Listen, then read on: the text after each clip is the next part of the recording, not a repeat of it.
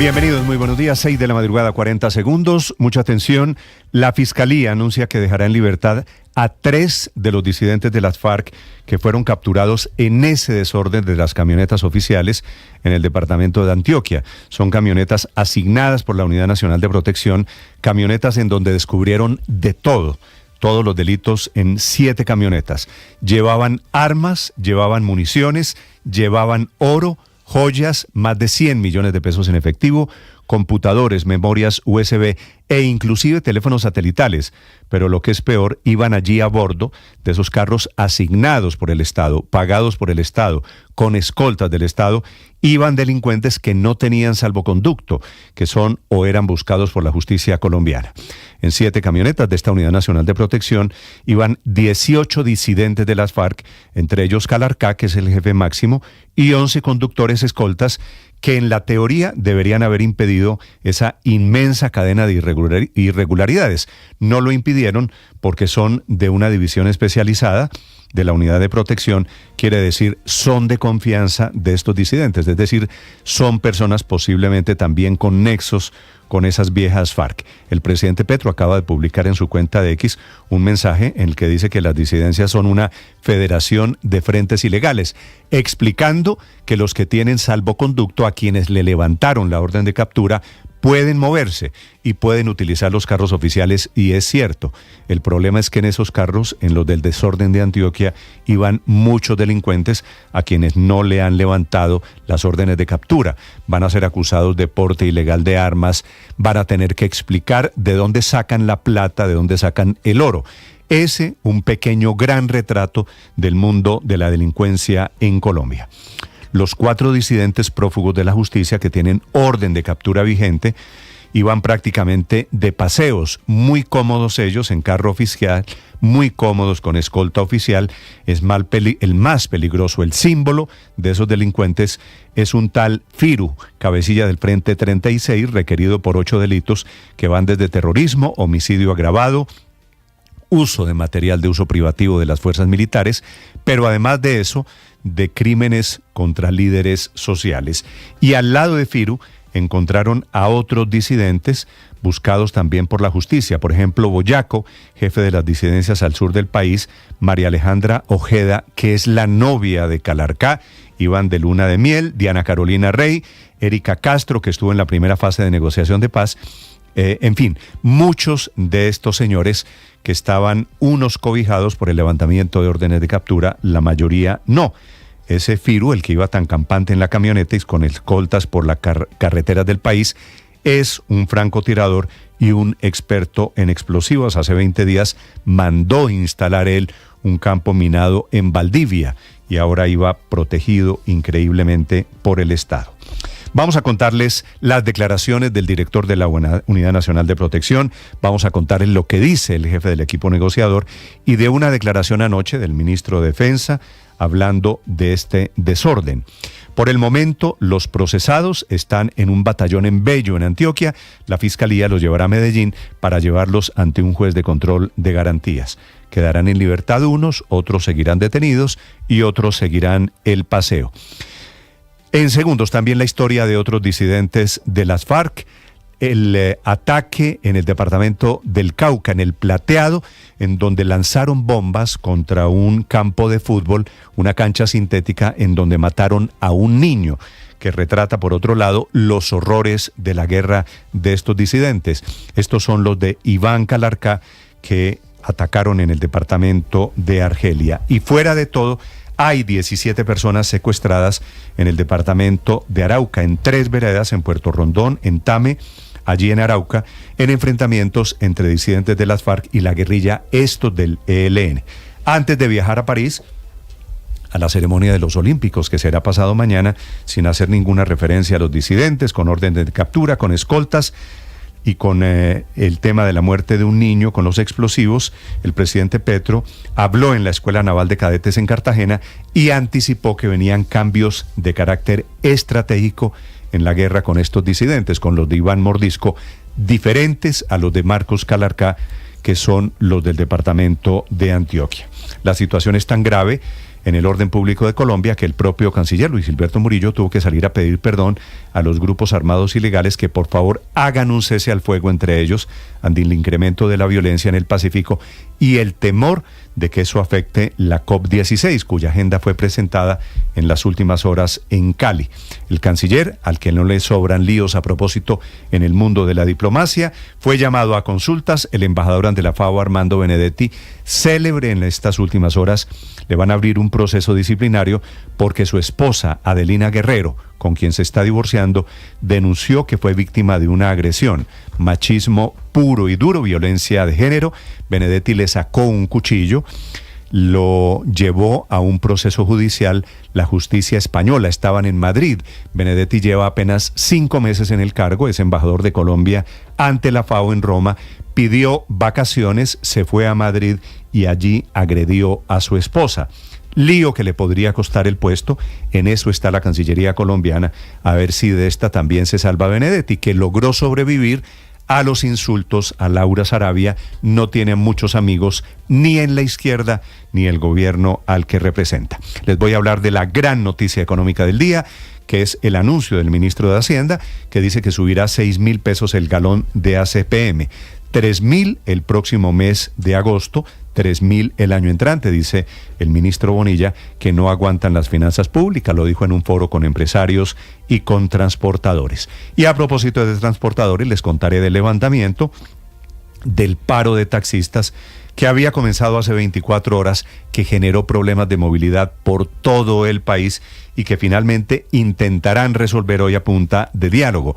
A las 8 de la mañana está prevista una negociación entre el gobierno de Bogotá y los taxistas, aunque la solución depende en realidad es del gobierno nacional. Los bloqueos terminaron ayer, con el alba terminando la tarde, y esta mañana la situación es de tranquilidad, no solo en Bogotá, sino en buena parte del país en donde hubo problemas. Son las 6 de la mañana, 7 minutos, estamos a 4 días de las elecciones en Venezuela. Les contaré de los recientes insultos y amenazas del presidente Nicolás Maduro. Parece un presidente desesperado, cada vez retando más, amenazando con paz o sangre en caso de que él pierda. Y por otro lado, las imágenes casi poéticas de esta María Corina Machado, que no es la candidata, pero que sigue llenando las calles. Las de ayer, más de 1 millón de personas en el Zulia, cerca de la frontera, en los comienzos de cierre de campaña. Cerrarán campaña estado por estado. Hoy es festivo en Venezuela porque es el natalicio de Simón Bolívar. Bienvenidos, es un gusto saludarlos en este amanecer. Tenemos muchas historias para compartir con ustedes. Les hablaré de la otra mujer muy exitosa en la política, que es Kamala Harris. Ya prácticamente llegó al mínimo de votos, ya tiene los 1.930 delegados que necesita. Es un hecho que será el reemplazo de Joe Biden y ya se porta como candidata, atacando muy fuertemente al expresidente Donald Trump. 6 de la mañana, 8 minutos. Bienvenidos, aquí están las noticias. El resumen lo preparamos en Voces y Sonidos en Mañanas Blue.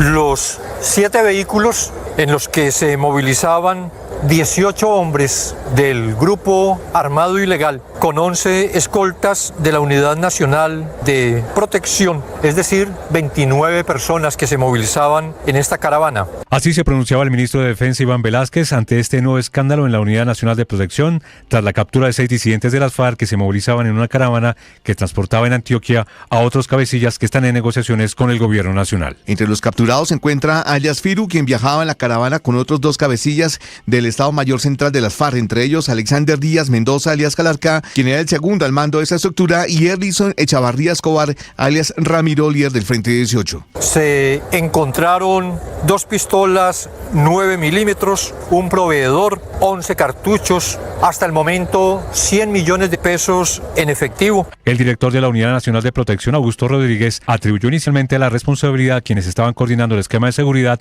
pero no se refirió a la permisividad de los cabecillas de las disidencias. Los escoltas o la persona que iba coordinando el esquema ha debido ver que no hacen parte del listado de protegidos, no podían subir a los vehículos, pero en los vehículos de la ONP no se deben llevar ese tipo de cosas, ni armas, ni drogas, ni pertrechos, ni municiones, ni nada de eso. André Avendaño, alias André, líder de las disidencias en las negociaciones con el gobierno nacional, afirmó que los miembros de su caravana en la vía Medellín-Anorí forman parte de la mesa de diálogos y han solicitado la suspensión de las órdenes de captura. Si presentan inconvenientes jurídicos es producto de la falta de voluntad política y jurídica del Gobierno Nacional, ya que desde el pasado 17 de mayo del año en curso enviamos a la oficina del Alto Comisionado para la Paz la solicitud del levantamiento de órdenes de captura, del cual anexamos documento como soporte. De los disidentes que fueron capturados anoche por orden de la Fiscalía quedarían en libertad alias Ramiro, alias Urias Perdomo y alias Oliver González, pues son quienes tienen orden de captura suspendida por petición del Gobierno Nacional. Y sobre esta polémica se pronunció Camilo González Pozo, jefe negociador del gobierno para el diálogo de paz con las disidencias de las FARC. Esperamos que esto se supere rápidamente, de modo que no se convierta en un obstáculo mayor para el funcionamiento de la mesa y podamos cumplir. La senadora del Centro Democrático, Paloma Valencia. Pero lo grave, señor presidente, es por qué andan en camionetas financiadas con el presupuesto nacional. Además, no querían abrir las camionetas. Estuvieron ahí y parecía que lo que estaban esperando es que hubiera un levantamiento express de la orden de captura para que lo pudieran liberar.